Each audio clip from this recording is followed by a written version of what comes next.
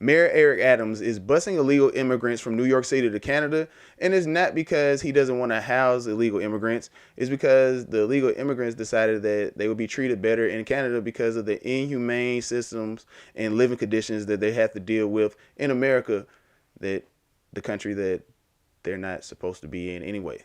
Migrants housed in a New York City hotel are now refusing to leave as the city tries to move them into a newly opened shelter. David Lee Miller is live here in Manhattan. He's got more on that for us. David Lee.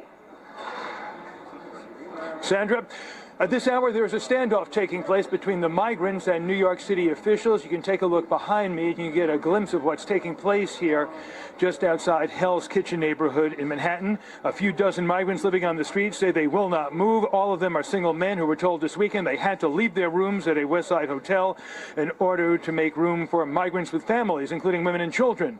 The plan was for all the single men to be relocated to a cruise line terminal in Brooklyn that has been set up as a temporary shelter. Many of the migrants say the terminal is not acceptable and want better quality housing. They are now not being allowed back into the hotel. A few dozen migrants remain there. They refuse to leave. Some holdouts were removed this afternoon. A number boarded buses taking them to that Brooklyn site, while just as many decided to camp outside on the street, outside the hotel. Now, New York City homeless outreach workers have tried and failed to convince the men that living on the street is not an option, although the migrants did agree to remove about a dozen or so tents.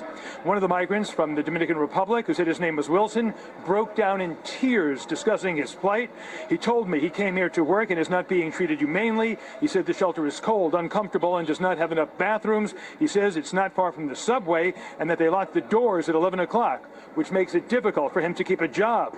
The mayor's office, for its part, issued a statement that reads in part, and I quote, "The facilities at Brooklyn Cruise Terminal will provide the same services as every other humanitarian relief center in the city, and the scheduled relocations to Brooklyn Cruise Terminal this weekend took place as planned. We remained in serious need of support from both our state and federal governments." So at this hour, it's not certain what's going to happen to the migrants who are living on the street. Temperatures right now hovering around 50 degrees. Later this week, they're expected to drop significantly into the 20s. These migrants simply do not have the clothing and the gear to withstand those type of temperatures. Meanwhile, Mayor Adams is saying that the city is overwhelmed by the sheer number of migrants, 46,000 since spring.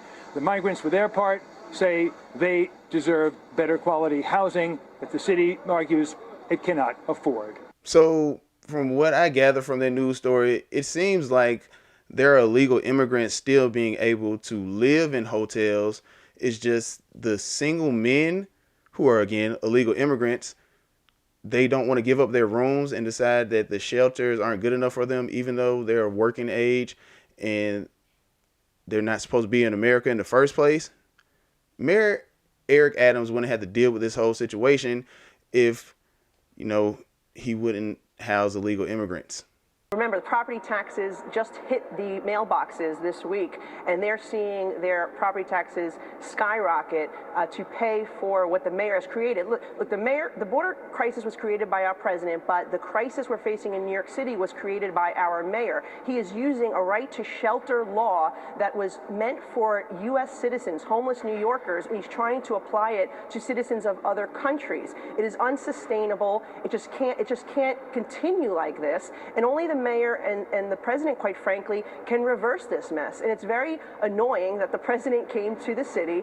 He had time to do a fundraiser, right, for the Democrat National Committee, but he didn't have time to go see the crises that he created single-handedly. All I'm saying is it's putting a strain on taxpayers, and y'all voted for Joe Biden, and he could have dealt with this whole situation, but he's choosing not to, turning a blind eye to it, the same way he did with the illegal surveillance balloons, spy balloons from China, and yet he's still able to send $100 billion overseas and also build a wall in Pakistan.